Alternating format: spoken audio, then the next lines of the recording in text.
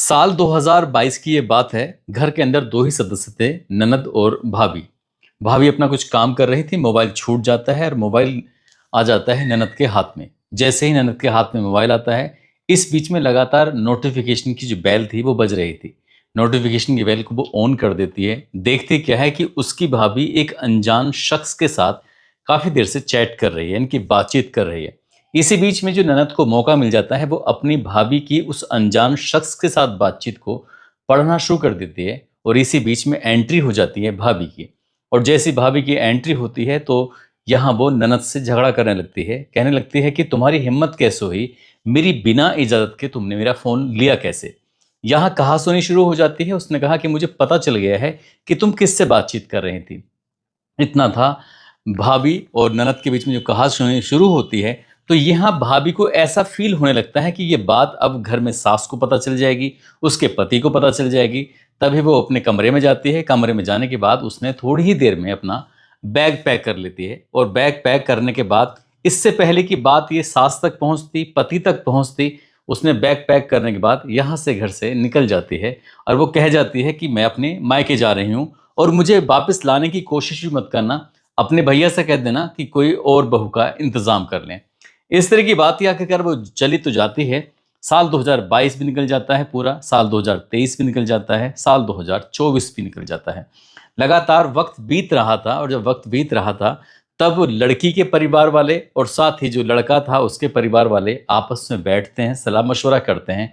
कहते हैं कि बहू कब तक अपने मायके में रहेगी, क्यों ना उसको लेके आए। समाज के जिम्मेदार लोग भी बैठे हुए थे और बैठने के बाद एक पंचायत आयोजित की जाती है और पंचायत में ये फैसला लिया जाता है कि भाई इस बहू को अपने साथ लेकर चले जाओ। लेकिन बहू ने शर्त रख दी थी कि अगर मेरी 3 शर्तें मंजूर कर ली गई तो मैं चलने को तैयार हूं, अगर नहीं शर्त मानी गई तो फिर मैं नहीं जाने वाली हूं, भले ही चाहे आप कुछ कुछ भी कोशिश करो और कितने भी कोशिश करो। जब बहू ने अपनी 3 शर्तें बताई, पहली शर्त होती है कि कोई भी मेरा मोबाइल चेक नहीं करेगा, यानी कि मैं अपना मोबाइल अपने पास रखूंगी और वो चाहे कहीं भी रखा रहे, चाहे वो मेरे पास हो, लेकिन किसी में इतनी हिम्मत नहीं होनी चाहिए, पति हो, ननद हो, सास हो, कोई मेरा मोबाइल चेक ना करे। इस तरह की बात आ जाती है। फिर दूसरी शर्त सुनाई जाती है कि घर में कोई भी मुझसे किसी भी काम के लिए नहीं कहेगा, मेरा मन होगा तो मैं काम कर लूंगी और मेरा मन नहीं होगा तो मैं काम बिल्कुल भी नहीं करूंगी। दूसरी शर्त भी सुन ली जाती है और तीसरी शर्त होती है कि मुझे कोई काम, जैसे क्या ब्यूटी पार्लर है, ऐसा कोई काम करवाइए। अगर आप मेरी तीनों शर्तें मानने को तैयार हैं तो मैं ससुराल आने वाली हूं और नहीं तो नहीं आने वाली। घर के परिवार के लोग, जिम्मेदार लोग बैठे हुए थे और बैठे हुए लोगों ने फैसला किया, ठीक है, हमें तुम्हारी तीनों की तीनों शर्त मंजूर हैं, आप एक काम करो, हमारे साथ चलो। बहू अब अपनी ससुराल में आ जाती है। काश के उस दिन उस पंचायत में घर के परिवार के लोगों को बैठे हुए बीच में वो शर्तें ना मानी गई होती तो सब कुछ ठीक ठाक चलता रहता। हालांकि जिंदगी दूसरी पटरी पर जरूर चली जाती, लेकिन कत्ल नहीं होता, हत्या नहीं होती। हत्या जब होती है तो उस हत्या के बाद न केवल उस प्रदेश में, बल्कि सोशल मीडिया का ये जमाना है, हर किसी के मोबाइल में बस यही घटनाक्रम है, वो तेजी के साथ तैर रहा है। क्या है इस घटना के पीछे की पूरी कहानी, क्यों कत्ल किया जाता है इसके कत्ल के पीछे, और कैसे वो कातिल पकड़ा जाता है, आज इस कहानी के माध्यम से समझते हैं। आदाब, नमस्कार, सत श्री अकाल। मैं उस्मान सैफी। मध्य प्रदेश में एक ज़िला है जिसका नाम है धार। धार ज़िले से लगभग 60 किलोमीटर दूर एक गांव लगता है, गोंदी खेड़ा चारण। ये तारीख है 6 और 7 अप्रैल 2026 की रात, लगभग 1:45 के आसपास का वक्त हो रहा था। एक महिला जिसका नाम प्रियंका होता है, प्रियंका बहुत ज़ोर ज़ोर से चीख रही थी, चिल्ला रही थी। उसकी चीखों की आवाज़, जो उसकी सास है जिसका नाम लक्ष्मीबाई होता है और ननद है ज्योति, उन तक पहुंच जाती है। सास और ननद आपस में बातचीत कर रहे थे। जल्दी से एकदम से वो उठते हैं। उठने के बाद कहते हैं कि, यानी कि जो लक्ष्मीबाई होती है, सास होती है, वो कहती है अपनी बेटी से कि देख, आज तेरे भैया और तेरी भाभी का फिर से झगड़ा हो गया है, और ये भी क्या झगड़ा करने का वक्त है, रात के लगभग 1:45 के आसपास का वक्त हो रहा है। जैसे ही सास ननद ने ये आवाज़ सुनी, चीखें सुनी, तुरंत ही वो दौड़ते हुए अपने कमरे की तरफ आती हैं, जिस कमरे में बहू और बेटा आराम से सोते हैं। उस कमरे के अंदर प्रवेश करते हैं। प्रवेश करने के बाद देखते क्या है, ये जो उनका बेटा है जिसका नाम है देव कृष्ण पुरोहित, देवकृष्ण पुरोहित अपने ही बेड पर औंधे मुंह पड़ा हुआ है और जो बहू को देखा जाता है तो बहू दूसरे वाले कमरे यानी कि आंगन की तरफ थी और उसके हाथ और पैर दोनों साड़ी से बंधे हुए थे और वो चीख रही थी, चिल्ला रही थी, यानी कि चलने फिरने की स्थिति में नहीं होती है। जब माँ और बेटी ने अपनी ही बहू और अपने ही बेटे को इस स्थिति में देखा तो वो समझ नहीं पा रहे थे कि आखिरकार करें तो क्या करें, हुआ है तो क्या हुआ है, क्यों ये चीख मचा रही है, क्यों बेटा औंधे मुंह पड़ा हुआ है। जब बेटे के पास बहुत नजदीक जाकर देखते हैं तो बेटे के सर में किसी ने धारदार हथियार से बहुत गहरा घाव किया हुआ था और उतने ही हिस्से पे जितना सर होता है थोड़ा सा दूर तक चारों तरफ ब्लड फैला हुआ था। उस ब्लड को देखने के बाद अब यहाँ चीख पुकार मच जाती है और जैसी चीख पुकार मचती है तो ये चीख पुकार पहले तो बहू मचा रही थी, उसके बाद फिर जो उसकी बहू की सास और ननद होती है वो भी चीख पुकार मचाने लगते हैं और आसपास के लोगों तक ये आवाज पहुंच जाती है। अब आसपास के लोग जो होते हैं तत्काल ही घर के अंदर प्रवेश करते हैं। प्रवेश करने के बाद जो देखते हैं जो लड़का है जिसका नाम देवकृष्ण पुरोहित है वो मर चुका है, यानी कि बेड पर पड़ा हुआ है। लेकिन कुछ लोगों ने जब उसकी नब्ज को टटोलना शुरू किया उन्हें ऐसा फील हो रहा था जैसे क्या वो जिंदा है। तत्काल ही उसको यहाँ से उठाते हैं, उठाने के बाद सीधा हॉस्पिटल लेके जाते हैं। उधर जो बहू है, बहू को बंधन मुक्त कराया जाता है और उधर डॉक्टर ने उस लड़के को मृत घोषित कर दिया। जब डॉक्टर मृत घोषित कर देते हैं तब उसकी लाश को पोस्टमार्टम के लिए भेजा जाता है। इसी बीच में पुलिस को फोन किया जाता है और यानी कि जो थाना होता है राजद, यहाँ की पुलिस को जब सूचना मिलती है तो थानेदार सहित कई और पुलिस वाले होते हैं मौके पर पहुंच जाते हैं। जिले के जो एसपी हैं वो भी मौके पर पहुंच जाते हैं, एएसपी हैं ये भी मौके पर पहुंच जाती हैं, साथ ही एसडीओपी ये भी पहुंच जाते हैं और forensic team, dog squad, surveillance की टीम ये सब मौके पर पहुंच जाते हैं और जांच पड़ताल में जुट जाते हैं। क्योंकि बहू ने जो बताया था परिवार वालों को और परिवार वालों ने जो पुलिस वालों को बताया था, ये कहानी थी कि घर में लूटपाट हुई है, लूटपाट के बाद लड़के की हत्या कर दी गई है। ये अपना आप में एक बड़ा क्राइम हो जाता है और पुलिस के लिए ये बड़ी चुनौती बन जाती है कि अब इस टाइम में, इस दौर में कौन लूट डकैती कर रहा है, क्योंकि लूट डकैती करने के तौर तरीके पूरी तरह से बदल चुके हैं।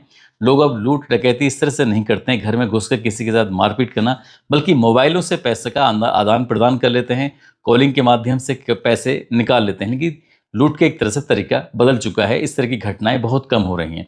ऐसी स्थिति में जब पुलिस आती है, पुलिस आने के बाद पूछताछ करती है, पता करती है, तो बहू ने जब परिवार वालों को बताया था कि घर में लगभग 3 या 3.5 लाख रुपए के आसपास के जो जेवरात हैं वो गायब हो चुके हैं, लगभग 50,000 रुपए की जो नकदी है वो भी गायब हो चुकी है।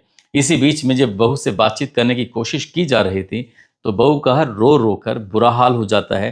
वो समझ नहीं पा रहे थे कि पुलिस वाले आखिरकार क्या पूछें क्या ना पूछें, क्योंकि वो इकलौती चश्मदीद गवाह होती है।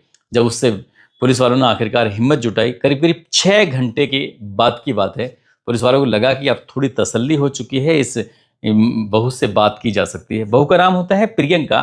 प्रियंका से बातचीत की जाती है। प्रियंका ने पूरी कहानी बताई। उसने कहा कि यानी कि उसका पति और वो खुद सोए हुए थे और इसी बीच में 2 या 3 बदमाश घर के अंदर प्रवेश करते हैं। घर के अंदर प्रवेश करने के बाद उसका मुंह पकड़ लेते हैं। मुंह पकड़ने के बाद कहते हैं कि शोर मचाने की कोशिश मत करना, अगर तुमने शोर मचाने की कोशिश की तो तुम्हारे पति को जान से मार दी जाएगा। पति आराम से सोया हुआ है, वो उसे अभी कोई डिस्टर्ब नहीं कर रहा है और जब इस तरह की बात आती है तो उसे दूसरे कमरे में लेकर यहाँ से चले जाते हैं। दूसरे कमरे में जाने के बाद जो घर में रखा हुआ सामान था उसको देखने लगते हैं। इसी बीच में फिर वो बताती है कि जो उसका पति था वो जाग जाता है और जब जाग जाता है तो विरोध करना शुरू कर देता है और जैसे वो विरोध कर रहा था तो बदमाशों ने उसके सर में धारदार हथियार मारा और धारदार हथियार मारने के बाद उसकी हत्या कर दी। पुलिस अब इस प्रकरण की जांच पड़ताल में जुटी हुई थी। ये पता किया जाता है कि जब इस घटना को अंजाम दिया गया था उस वक्त घर में कितने सदस्य थे जो मौके पर मौजूद थे। घर में होते हैं 4 सदस्य। जो लड़का है जिसका नाम देवकृष्ण पुरोहित, जिसकी उम्र लगभग 28 साल के आसपास है, उसकी माँ लक्ष्मीबाई जो कि दूसरे कमरे में थोड़ा फासले से लेटी हुई थी, बहन है जिसका नाम ज्योति है, वो माँ के साथ थोड़ा फासले से लेटी हुई थी, और जो पत्नी है प्रियंका वो अपने पति के साथ लेटी हुई थी। प्रियंका लगभग जिसकी उम्र 27 साल के आसपास है। पिता के बारे में जब पूछा जाता है तो पता चलता है कि ये 26 जनवरी साल 1999 की बात है। उसके पिता की संदिग्ध परिस्थितियों में मौत हो जाती है और घर के अंदर ये सिर्फ 4 ही सदस्य रहते हैं। अब पुलिस वालों ने यहाँ उस लड़की यानी कि जो प्रियंका है, जो घर की बहू है, उससे पूछताछ करना शुरू किया। उससे पूछताछ किया कि फिर से थोड़ा बताओ कि आखिरकार क्या बात है, कैसे हुआ, तुम क्या कर रहे थे, क्या नहीं कर रहे थे। पुलिस वाले पूछताछ कर रहे थे। इसी बीच में एक महिला सिपाही ने दूसरे महिला अधिकारी के कान में कुछ फूंक सी मारी, यानी कि कुछ बताने की कोशिश की। ये कहा कि मैडम, ऐसा भी प्रतीत होता है जैसे कि पति और पत्नी के बीच शारीरिक संबंध बने थे। जब बात शारीरिक संबंध की आती है तो वो अधिकारी कहने लगते हैं कि इस तरह की बातें कर रहे हो, घर के अंदर एक मर्डर हो चुका है, लूटपाट हो चुकी है और तुम इस तरह की बातें कर रहे हो। बोले मैडम, हो सकता है कि ये बात कोई काम की हो, इसलिए मैं ये बताना चाहती थी। लेकिन उस बात को रख लिया जाता है। फिर से प्रियंका से जब सवाल जवाब किए जाते हैं तो प्रियंका ने जो पहले बयान दिया था उस बयान में और दूसरे वाले बयान में कुछ विरोधाभासी था। फिर एक अधिकारी आपस में बातचीत करते हैं, कहते हैं कि पहले बयान कुछ और दिया था, अब की बयान कुछ और दिया है। इसी बीच में एक और अधिकारी, जो बड़ा अधिकारी आता है, तो बड़े अधिकारी ने प्रियंका से बातचीत करना शुरू किया। अब तीसरे अधिकारी के सामने कुछ और बातचीत करना शुरू कर देती। यानी कि प्रियंका अपना बयान बार बार बदल रही थी, कहानी में थोड़ा बहुत उलटफेर हो जाया करता था, कभी कुछ बताती थी तो कभी कुछ बताती थी। इसलिए पुलिस वालों को शक होने लगता है। इसी बीच में एक पुलिस अधिकारी ने जो लेडी पुलिस अधिकारी होती है, उसने इस महिला से यानी कि प्रियंका से पूछा कि क्या तुम्हारे और तुम्हारे पति के बीच में जब ये घटना हुई थी उससे पहले या थोड़े बहुत जैसे भी था, क्या तुम्हारे बीच में शारीरिक संबंध बने थे। जैसे ही उस रोती हुई महिला से ये सवाल किया जाता है, वो एकदम से सकपका सी जाती है, घबरा सी जाती है, सोचने पर मजबूर हो जाती है कि इन्हें सब कैसे पता चला कि ये सब भी हुआ है। तभी कहते हैं कि हमें कुछ ऐसे पुख्ता सबूत मिले हैं, क्योंकि जो डॉग स्क्वाड आया हुआ है और dog squad, forensic team, surveillance की टीम, जो टीम अपना अपना काम कर रही थी, तो उन्हें कुछ ऐसा मिला था जिसके आधार पर पुलिस को कुछ पूरी पूरी शंका थी, आशंका थी कि इनके बीच में शारीरिक संबंध बने हैं। उस महिला से जब ये पूछा जा रहा था तो महिला घबरा जाती है, यानी कि बताने में असमर्थ हो जाती है, चुप्पी साध जाती है। अभी तक रो रही है, एकदम से वो चुप हो जाती है। तो पुलिस को यही बात कुछ ना कुछ खटकती है। जो सच था वो बताने में शायद उससे कोई एतराज नहीं था, क्योंकि उसके पति की हत्या हुई है, वो भी बहुत भयानक रूप में। फिर पुलिस को फिर जब सवाल जवाब करना शुरू किया है तो पुलिस को उसकी बातों में कुछ बदलाव से नजर आ रहे थे। इधर पोस्टमार्टम की जो रिपोर्ट है वो आ जाती है, और पोस्टमार्टम की रिपोर्ट ही थी जिससे थोड़ा सा शक पैदा और ज्यादा हो जाता है। दरअसल जो लड़का है जिसका देव कृष्ण पुरोहित है, उसकी हत्या जो की गई थी, उसको धारदार हथियार जो मारा गया था वो कुछ इतनी गुस्से में या फिर इतनी ताकत के साथ मारा गया था कि वो 12 इंच का घाव कर देता है।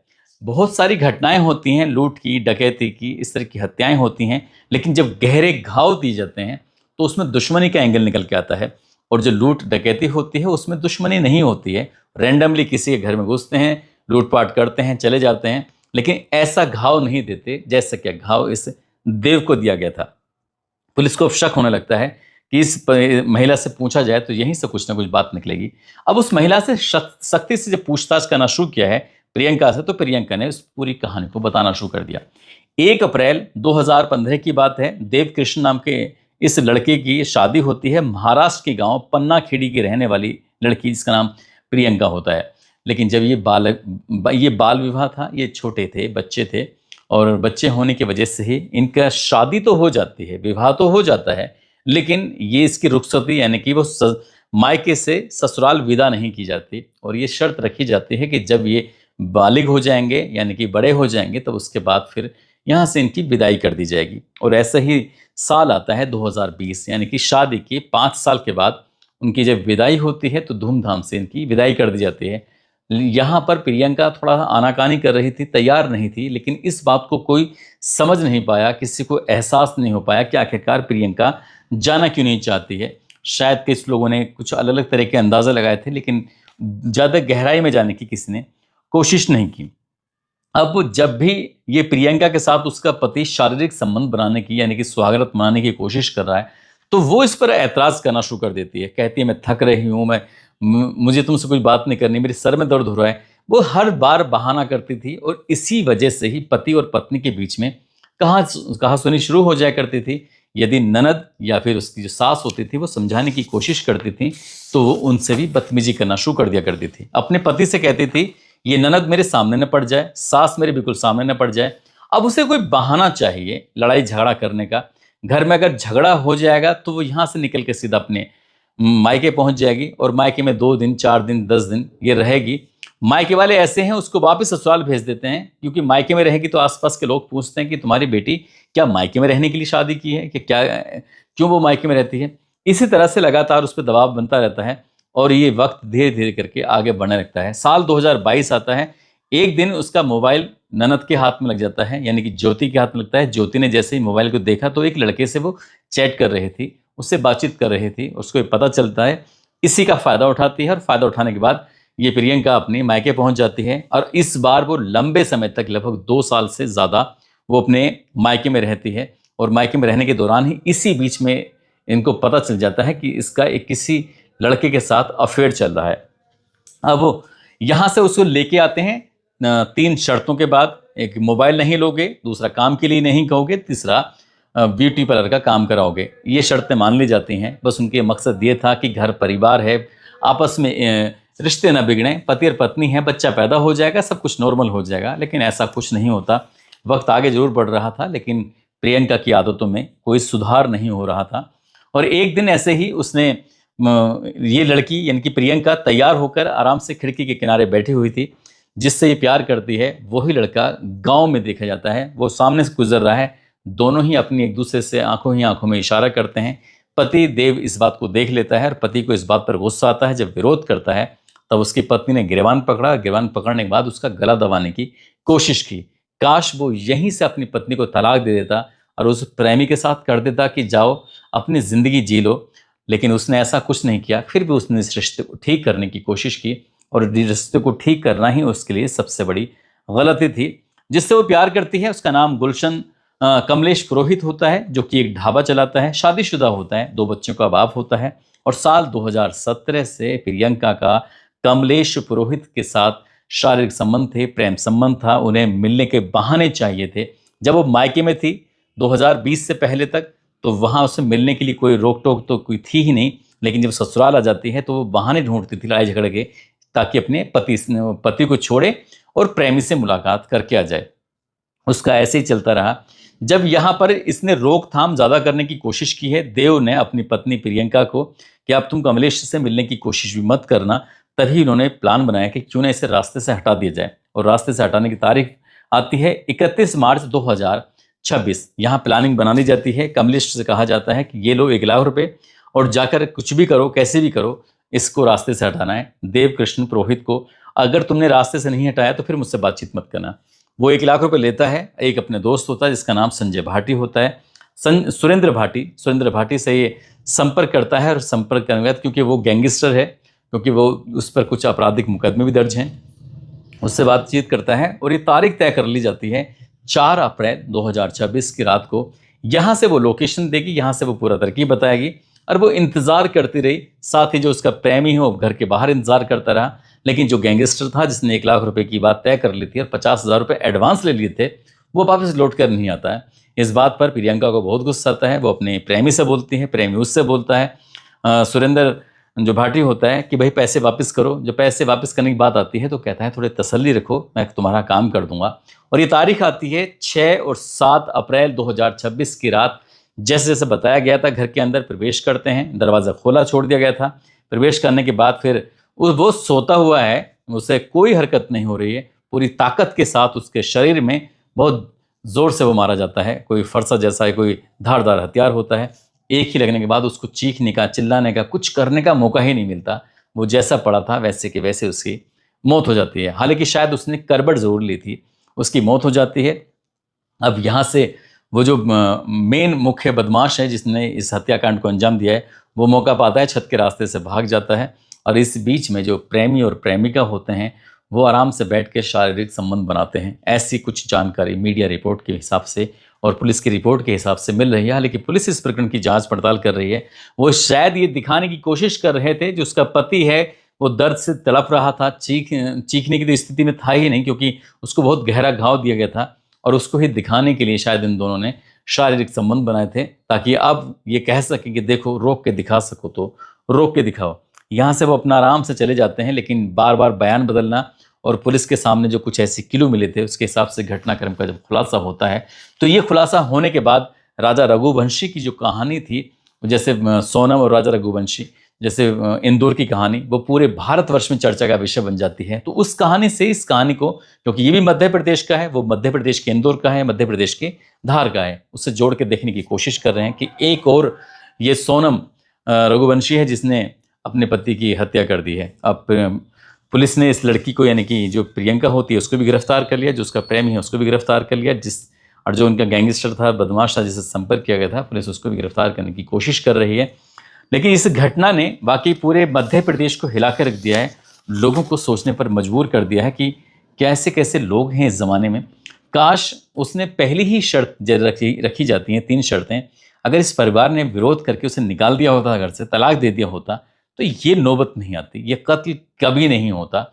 बहुत सारे, बड़ी संख्या में लोग ऐसे हैं, जब इस तरह की घटना के बारे में जानते हैं, सुनते हैं, तो अपनी पत्नी को प्रेमी के हवाले कर देते हैं कि जाओ इनके साथ रहो, इनके साथ ही जिंदगी बिताओ, कम से कम कोई कत्लेआम तो नहीं होगा, किसी पति की हत्या तो नहीं होगी, जैसे यहाँ पर देव कृष्ण की हत्या हुई है।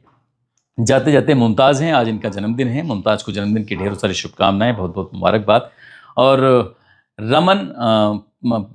रमन है उनके पत्नी हैं, जिनका नाम है ममतेश, जो कि मेरठ के रहने वाले हैं। आज इनकी शादी की सालगिरह है, इनकी शादी की सालगिरह की बहुत बहुत शुभकामनाएं, बहुत बहुत मुबारकबाद।